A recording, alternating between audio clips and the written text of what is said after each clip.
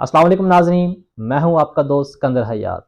इंसान ने ज़मीन की ऊपर बहुत सारे बड़े बड़े जो प्रोजेक्ट्स हैं वो बनाए हैं, लेकिन आज की वीडियो में हम ऐसे सबसे बड़े प्रोजेक्ट की बात कर रहे हैं जिसके बनाने के बाद ज़मीन की जो रफ्तार है वो भी सुस्त हो गई है। हम बात कर रहे हैं चीन के अंदर बनाए हुए इंसान के सबसे बड़े डैम थ्री गॉर्जस डैम की हम बात कर रहे हैं। ये डैम चीन के यूबे प्रोविंस के अंदर जिंगजी रिवर के ऊपर ये बनाया गया है। ये प्रोजेक्ट दुनिया का सबसे बड़ा प्रोजेक्ट था। इस प्रोजेक्ट को दिसंबर 1994 के अंदर शुरू किया गया। 9 साल के बाद 2003 के अंदर ये जो प्रोजेक्ट है ये मुकम्मल हुआ। इस डैम की कैपेसिटी है कि ये डैम जो है 39 ट्रिलियन केजी वाटर जो है अपने अंदर समा सकता है। इतने ज़्यादा हाइट के ऊपर और इतना ज़्यादा पानी इस डैम के अंदर होने की वजह से ये डैम ज़मीन की रफ्तार के ऊपर असरअंदाज होता है। साइंसदानों का मानना है कि इस डैम में जब वाटर लेवल फुल हो जाता है तो वाटर लेवल फुल होने की वजह से ज़मीन की जो रफ्तार है वो सुस्त हो जाती है।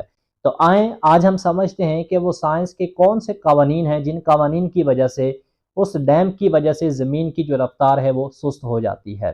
सादा सी मिसाल से हम इस चीज़ को समझने की कोशिश करते हैं।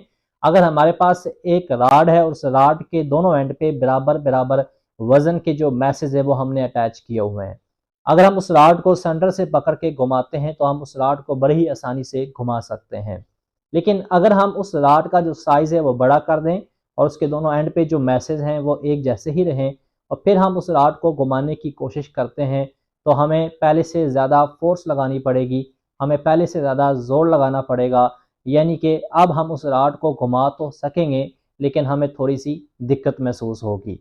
एक और छोटी सी मिसाल है कि अगर हम एक बड़ी सी बॉल को रस्सी से बांध के उसको घुमाने की कोशिश करते हैं और उस रस्सी के घूमने का जो सेंटर है वो हम खुद हैं यानी कि इंसान है, और अगर उस रस्सी की लंबाई में इजाफा कर दिया जाता है तो इजाफा करने की वजह से वो जो बॉल है उसकी जो स्पीड है वो स्लो हो जाएगी। जो ज़मीन है वो भी अपने एक सेंटर के ऊपर रोटेट कर रही है और उसके सेंटर के दोनों साइड्स के ऊपर ज़मीन का जो मैस है वो कुदरती तौर पे बराबर है। हम अगर इस डैम की बात करें तो इस डैम की वजह से ज़मीन जब घूमती है तो ज़मीन की एक साइड के ऊपर जो वज़न है उसकी मिकदार बढ़ जाती है। ज़मीन की एक साइड पे वज़न की मिकदार बढ़ने की वजह से सेंटर से दोनों साइड पे जो मैसेज हैं वो डिस्टर्ब हो जाते हैं, एक जैसे नहीं रहते, जिसकी वजह से ज़मीन की जो स्पीड है वो स्लो हो जाती है। वैसे तो ज़मीन जो है वो हर 25 से 30 साल के बाद उसकी स्पीड के अंदर थोड़ा सा चेंज आता है। वो जो चेंज है वो तकरीबन 0.06 माइक्रो सेकंड का होता है। इतने थोड़े चेंज की वजह से ज़मीन के क्लाइमेट के ऊपर कोई इफेक्ट नहीं होता। कुछ और दिलचस्प फैक्ट्स हैं इस डैम के हवाले से। इस डैम के साथ साथ दुनिया का सबसे बड़ा बिजली घर जो है वो भी बनाया गया है। दुनिया का सबसे बड़ा पावर स्टेशन इस डैम के साथ लिंक करता है और इस पावर स्टेशन से जो इलेक्ट्रिसिटी की प्रोडक्शन है वो 22,000 मेगावाट है। अगर हम पाकिस्तान की बात करें तो पाकिस्तान एक साल के अंदर जो इलेक्ट्रिसिटी की प्रोडक्शन करता है वो 235 बिलियन मेगावाट है।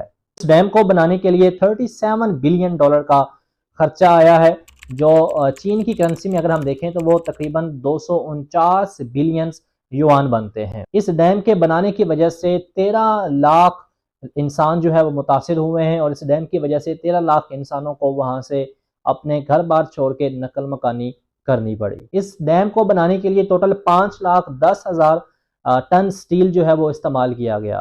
दुनिया के तमाम बड़े बड़े प्रोजेक्ट्स में से सबसे ज्यादा जो स्टील की खपत हुई है वो इस प्रोजेक्ट के अंदर हुई है। 2006 के अंदर इस डैम की वॉल के ऊपर एक क्रैक जो है वो देखा गया और ये क्रैक इस बात की निशानदेही करता है कि अगर खुदा न खास्ता ये जो डैम है अगर इसकी एक दीवार जो है वो टूटती है तो इसकी दीवार टूटने की वजह से चीन के अंदर बहुत बड़ा जो सैलाब है वो आ सकता है, क्योंकि इस डैम के रेजरवायर के अंदर 10 billion meter cubic water store है।